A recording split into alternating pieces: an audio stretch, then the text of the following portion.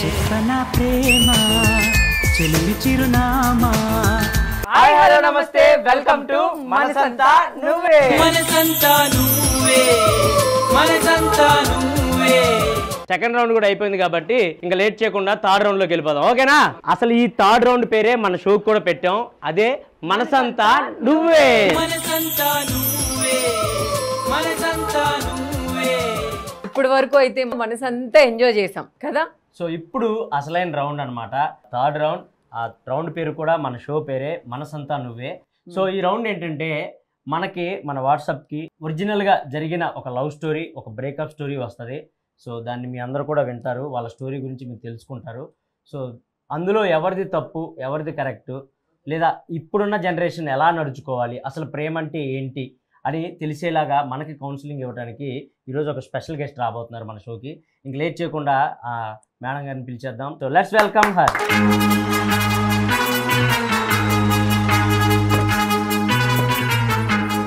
ఇప్పుడు మనతో ఉన్నారు Priya Chowdary garu, senior journalist and life coach. Madam, welcome to Manasantha Nuvve. Thank you అండి, థ్యాంక్ యూ సో మచ్. మీరు ఈ షోకి వచ్చి మీ విలువైన సమయాన్ని మా అందరి కోసం కేటాయిస్తున్నందుకు thank you so much madam. మా ఈ మనసంతా నువ్వేలో ఇది థర్డ్ రౌండ్ అనమాట. ఈ రౌండ్ పేరు కూడా మనసంతా నువ్వే. అసలు ఈ షోకి మెయిన్ ఇదే రౌండ్. చాలామందికి బ్రేకప్ స్టోరీస్ ఉంటాయి, దాని నుంచి ఎలా ఓవర్కమ్ అవ్వాలి అనేది చాలామందికి తెలియదు. వాళ్ళకి ఒక సజెషన్ లాగా వాళ్ళు ఎలా దాని నుంచి ఓవర్కమ్ అవ్వాలి అని మీరు చెప్తారని సో మిమ్మల్ని ఇక్కడికి పిలవటం జరిగింది. సో రీసెంట్గా మనకి మన వాట్సాప్కి ఒక బ్రేకప్ స్టోరీ రావడం జరిగింది. ఆమె మాటల్లోనే ఆ స్టోరీ విని దాని నుంచి మీరు వాళ్ళకి ఇచ్చే సలహాలు అవన్నీ ఇస్తారని మిమ్మల్ని ఇక్కడికి పిలవటం జరిగింది. ఒకసారి వాళ్ళకి కాల్ చేద్దాం మేడం. సో నిన్న నైట్ మనకి వాట్సాప్ చేశారు స్వప్న అని చెప్పి, తనకి ఏదో ప్రాబ్లం ఉంది మాట్లాడాలి అని. సో ఒక్కసారి కాల్ చేసి. హలో అండి, నమస్తే. నేను వర్షాని మాట్లాడుతున్నాను మనసంతా నువ్వే షో నుంచి. Hi ma'am. హలో అండి, నిన్న నైట్ మీరు మాకు వాట్సాప్ చేశారు కదా, మీకు ఏదో ప్రాబ్లం ఉంది, మేము ఆ ప్రాబ్లం క్లియర్ చేసుకోవాలి అని. అవును మ్యామ్, నా ప్రాబ్లమ్ మీతో మీ ప్రోగ్రామ్ ద్వారా షేర్ చేసుకోవాలని నేను మీకు మెసేజ్ చేశాను. థ్యాంక్ యూ సో మచ్ అండి. మీ ప్రాబ్లం క్లియర్ చేయడానికి ఈరోజు మీకు కాల్ చేశాము. ఒకసారి మ్యామ్ ఉన్నారు, ఒకసారి మ్యామ్తో మాట్లాడండి. ఓకే. హలో. హలో అమ్మా, నమస్తే. నా పేరు ప్రియా చౌదరి. మేడం, నా పేరు స్వప్న. ఓకే. నేను 8th క్లాస్లో ఉన్నప్పుడు మా క్లాస్ టీచర్ని లవ్ చేశాను.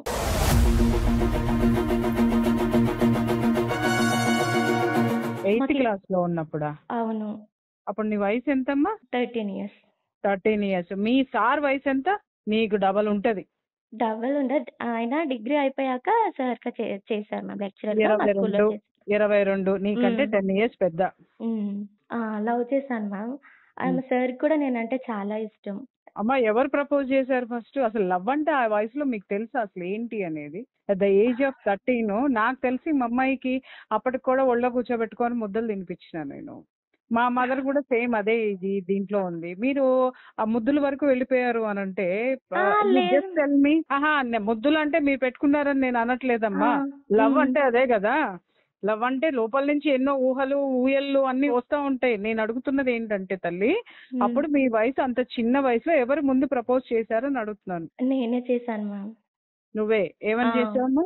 మీరంటే ఇష్టం అని చెప్పాను మేడం. ఓకే, వారేమన్నారు? ఆ తర్వాత సార్ కూడా యాక్సెప్ట్ చేశారు. ఇద్దరు ఇమ్మెచ్యూర్ గానే ఉన్నారు. ఇమ్మెచ్యూర్ ఏజ్ లో నువ్వు ఉన్నావు, ఏజ్ వచ్చి ఇమ్మెచ్యూర్ గా ఆయన ఉన్నారు.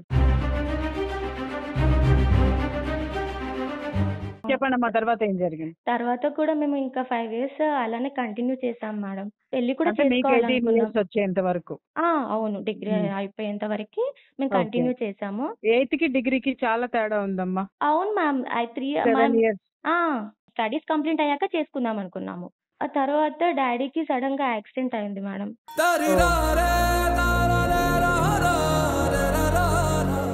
ఇంకా బాధ్యత మొత్తం అమ్మ మీద పడిపోయింది. అమ్మని చూసుకోవడం, మళ్ళీ నేను ఇంట్లో పెద్దదాన్ని, మేము ముగ్గురం అక్క చెల్లెళ్ళం. డాడీకి ఏమో నేను ఇప్పుడు ఏం చేయలేని స్థితిలో ఉన్నాను, పెద్ద అమ్మాయికి పెళ్లి చేసేద్దాము అనేసి డాడీ వాళ్ళ చెల్లెలి కొడుకున్నారనమాట, బావ అవుతారు, ఆయనకి ఇచ్చి చేయాలని. మాది normal middle class family madam. అంత స్తోమత కూడా లేదు, వాళ్ళు కట్నం కూడా ఇచ్చుకోలేరు. బావ వాళ్ళకేమో కొంచెం ఉంది, పర్లేదు, సెటిల్ అయ్యారు వాళ్ళు. బావకి కూడా నేనంటే ఇష్టమే. ఓకే. ఇప్పుడు మళ్ళీ నేను తన గురించి చెప్పినా కూడా ఒప్పుకునే స్థితిలో లేరు. వాళ్ళు ఫిక్స్ అయ్యి ఉన్నారు. మళ్ళీ నేను పెళ్లి చేసుకొని నేనెళ్ళిపోతే మళ్ళీ చెల్లెల పరిస్థితి ఏంటి అని నేను ఆలోచించాను. ఇంక పెళ్లయిపోయింది 1 వీక్‌లోనే. సారీ, నాకు చాలా సార్లు చెయ్యాలి అని అనిపించింది కానీ మర్చిపోని, నన్ను ఎలాగో మోసం చేసి ఎళ్ళిపోయింది కదా! అట్‌లీస్ట్ ఆ కోపంతోనైనా కొన్ని రోజులకు మర్చిపోయి అయినా తన లైఫ్ తను చూసుకుంటాడని అనుకున్నాను. కానీ ఇంకా తను జాబ్ మానేసి అలా తాగేసి రోడ్ల మీద తిరుగుతూ ఉన్నారంట. మా ఫ్రెండ్ కనిపించి చెప్పింది రీసెంట్‌గా. ఎన్నాళ్ళయిందమ్మా మీ పెళ్ళయి? ఎన్నాళ్ళయిందమ్మా? 2 ఇయర్స్ అవుతుంది మా. మీకు పిల్లలేమన్నా ఉన్నారా? లేరు. లేరు. మీ బావ మిమ్మల్ని బాగా చూసుకుంటున్నారా? బానే ఉంటున్నాను are you madam. Happy with your family? నేను బానే ఉన్నాను. ఇప్పుడు మీ ప్రాబ్లం ఏంటమ్మా? మేడం అట్‌లీస్ట్ నేను ఇప్పుడు ఎలాగో తనకి నేను చెప్పే స్థితిలో లేను మేడం. అట్‌లీస్ట్ తను చెప్పండి. విని అయినా మారి తన లైఫ్ తను చూసుకొని, నేను కావాలని తనని మోసం చేయలేదని నమ్మి, గుడ్, వెరీ గుడ్. నేను కావాలని ఏది చేయలే మేడం. నేను సిన్సియర్ గానే ఉన్నాను మేడం. నేను ఎప్పుడు కూడా మోసం చేయాలనుకోలేదు. మీరు చేసిన పొరపాటు ఏంటంటే అతనికి చెప్పకపోవడం అనేది పొరపాటు. ఈ షో ద్వారా మీరు చెప్పారు మీ బాధ ఏంటి అనేది చెప్పారు, ఆ బరువు దించేసుకున్నారు. మీరు అది పక్కన పెట్టేసి మీ లైఫ్ ని, మీ ఫ్యామిలీని మీరు చూసుకోండి, మీ భర్తని ప్రేమించండి. దయచేసి రేపొద్దున ఇతని ప్లేస్ లో నీ భర్త ఉండకుండా చూసుకోమనవు. నువ్వు ఇదే సాగదీసుకుంటూ ఇదే డిప్రెషన్ లో పోతూ అతని మీద జాలి పడుతూ కూర్చున్నావు అంటే రేపొద్దున నీ భర్తది సెకండ్ ప్లేస్ అవుతుంది. అతను నిజంగా నిన్ను ప్రేమించి ఉన్నట్టయితే అమ్మాయి ఎక్కడున్నా బాగుండాలి అని చెప్పేసి అని అతను ఇమ్మీడియట్ గా తన నిర్ణయం తను తీసుకోవాలి. That is called love. Okay, మేము ట్రై చేస్తామమ్మా, మేము ట్రై చేస్తాం, అతనితో మాట్లాడడానికి ట్రై చేస్తాం. మీరు మీ భవిష్యత్తుని చక్కగా ఒక మంచి, ఇంకా 2 పిల్లలకి చక్కగా మన 2 3 మీ ఇష్టం, మంచి జన్మనివ్వాలి అంటే మీరు మెంటల్లీ అండ్ ఫిజికల్లీ బోత్ మీరు హ్యాపీగా ఉండాలి, ఆరోగ్యంగా ఉండాలి. అంటే ఇలాంటివన్నీ వద్దు. గతం గతః. ఈ రోజు మీరు ఎలాంటి డెసిషన్ తీసుకుంటారో అదే మీ భవిష్యత్తు. ఆ రోజు మీరు రాంగ్ స్టెప్స్ వేశారు, అది ఇవాళ మీకు డిప్రెషన్ అయి కూర్చుంది.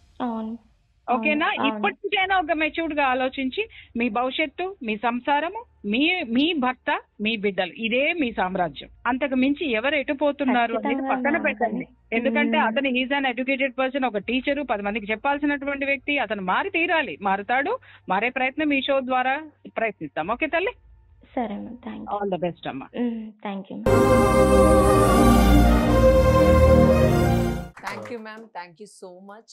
ఈ విన్న స్టోరీని బట్టి మీరు చెప్పింది కూడా మెచ్యూరిటీ లేకపోవటం, అంత మెచ్యూరిటీ లేకపోవటం అని చెప్పారు కాబట్టి, సో ఈ స్టోరీని మన స్టూడెంట్స్ కూడా కొంతమంది ఉన్నారు, ఇక్కడ యూత్ కూడా ఉన్నారు, వాళ్ళు కూడా విన్నారు.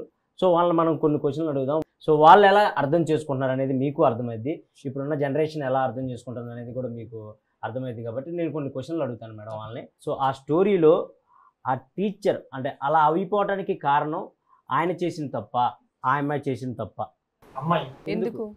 ఎందుకంటే ఆమెని ఊహించుకున్నాడు అన్న, జీవితాంతం ఊహించుకున్నాడు. చావైనా బ్రతుకైనా ఆమెతో అన్నాడు. ఆమె దారిన ఆమె వెళ్ళిపోతే మరి ఈయనేమైపోతాడు అన్న. కాదమ్మా, నీ చెల్లెలు అదే వయసులో ఉంది, ఇంకొక లెక్చరర్ని ప్రేమించింది, ఐ లవ్ యూ అని చెప్పింది, పెద్ద అయిన తర్వాత చేసుకుంటానన్నాడు అని చెప్పేసి నీ చెల్లిని ఎంకరేజ్ చేస్తావా? నేను అడిగిన దానికి yes or no? Yes or no? Say yes or no. No madam. Yes. ఇద్దరు సిన్సియర్గానే ఉన్నారు కదా, బట్ ఈమె మ్యారేజ్ చేసుకొని వెళ్ళిపోయింది కాబట్టి తను సిన్సియర్గా ఉండు. కాదు, సిన్సియారిటీ అంటే ఏంటి? తనకిచ్చిన వాల్యూ ఎవరికి అని మీరు అనుకుంటున్నారు, మానసిక బలహీనత అని నేను అంటున్నాను. అది కూడా కరెక్టే మ్యామ్, తనకి మెచ్యూరిటీ ఉంది, తను ఒప్పుకోవద్దు అసలు. అవును, ఎస్, ఒప్పుకొని తప్పు చేసిండు. ఎస్, మీరు అన్నట్టు సిచ్యువేషన్ లో మన జనరేషన్ చూస్తూనే ఉన్నాం కదా మ్యామ్. జనరేషన్ చూస్తే ఇప్పుడున్న 8th క్లాస్ 3rd క్లాస్, ఇప్పుడు రీల్స్ లో చూసిన 4th క్లాస్ వాళ్ళకి ఇవన్నీ కామన్. అది డిగ్రీ అయిపోయినప్పుడు అంటే అతను గవర్నమెంట్ జాబ్ కూడా కాదు, ఈమె ఎలాగో ప్రైవేట్ స్కూల్లో చదువుతుంది. యాజ్ ఎ కామన్గా ఎలోన్ అంటే కష్టపడడానికే కదా ప్రైవేట్ స్కూల్లో జాయిన్ అయింది. అతను కూడా లోన్లీగా ఫీల్ అవుతున్నాడేమో. లోన్లీగా ఫీల్ అయినప్పుడు ఒక అమ్మాయి వచ్చి ఎవరైనా బాయ్స్ ఎవరైనా బాధలు ఉన్నప్పుడు ఒక అమ్మాయి వచ్చి నీకు కేర్ తీసుకుంటే బాయ్స్ వద్దు అనే ఛాన్స్ ఉండదు మ్యామ్. అది ఏజ్ కాదు బ్రో, అది ఏజ్ కాదు మ్యామ్, అది ఒక attraction ma'am. Age is not ma'am, అది లవ్లో అది మ్యాటర్ కాదు కదా. ఒక్క మాట నేను చెప్తున్నాను, 22 ఏళ్ళు 13 ఏళ్ళ అమ్మాయి అక్కడ వచ్చి టింగ్ టింగ్ని ఆడుకునే వయసులో వచ్చి మీరంటే నాకు ఇష్టం అండి అని అంటే తప్పంటే నానా ఒక్క విషయం అతను ఒక బాధ్యతాయుతమైనటువంటి ప్రొఫెషన్ని ఎంచుకున్నాడా లేకపోతే అది కూడా ఆకతాయితనంగా వచ్చాడని మీరు ఫీల్ అవుతున్నారు? అతని పాయింట్ ఆఫ్ వ్యూలో అతని పాయింట్ ఆఫ్ వ్యూ నేను అడగటలేదు. అతని పాయింట్ ఆఫ్ వ్యూ మొదటి నుంచి రాంగ్. అతని పాయింట్ ఆఫ్ వ్యూ చిన్న ఏజ్ కాదు మ్యామ్. 8th క్లాస్ లో అన్ని తెలిస్తే 8th క్లాస్ అనేది చిన్న ఏజ్ కాదు. నీకెలా తెలుసు?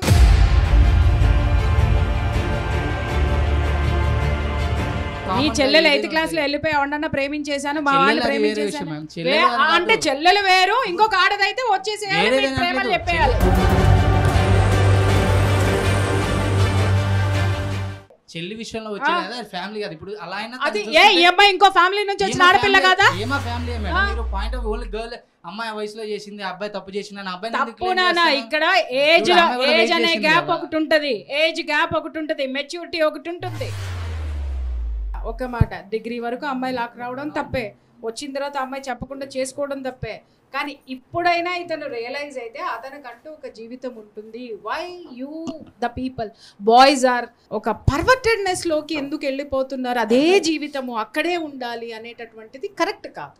మీ జీవితం లాస్ అవుతుంది. నేను మాట్లాడేది మీ పక్కనే మాట్లాడుతున్నా. ఐఎమ్ నాట్ స్పీకింగ్ వాళ్ళదో గొప్ప లేకపోతే నేను ఉమెన్. నేను యాజ్ ఎ మదర్, నాకు 2 కొడుకులు ఉన్నారు, ఒక కూతురు ఉంది, నాకు 2 బ్యాలెన్సింగే.